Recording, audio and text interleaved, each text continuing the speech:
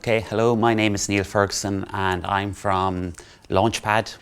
For me, when I'm working with students and they come into me with their idea, and normally it's a really good idea, solution, I ask them to leave that solution at the door.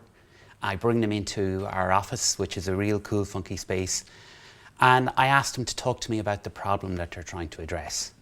And we map that out, and then I ask them to say, well, how many people have you spoken to about that problem? Have you validated it? And a lot of times they're saying, yeah, I've spoken to my friends. And so what I do is I kind of work with them and say, well, what type of questions should we ask your potential customers? Who are they, first of all? We get them to do out a stakeholder map. Who are the key customers?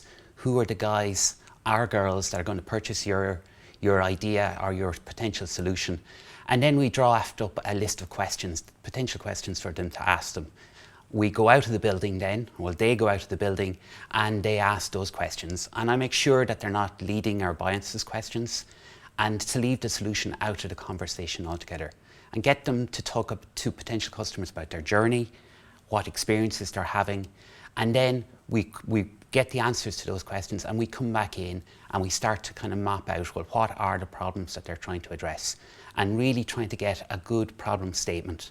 Once we have that done, then we kind of go towards looking at the lean canvas model, which we use, and looking at then at kind of segmenting out what the potential customers are. We look at customer personas and look at journey maps. So we introduce a bit of design thinking at that stage as well. And based on that, then we look at potential, how can we get funding, or what sort of funding is required to get to a minimum viable product or a prototype. We look at various competitions that we can run, or that we run, can they enter them and get some cash prizes to deliver that. So we work with them.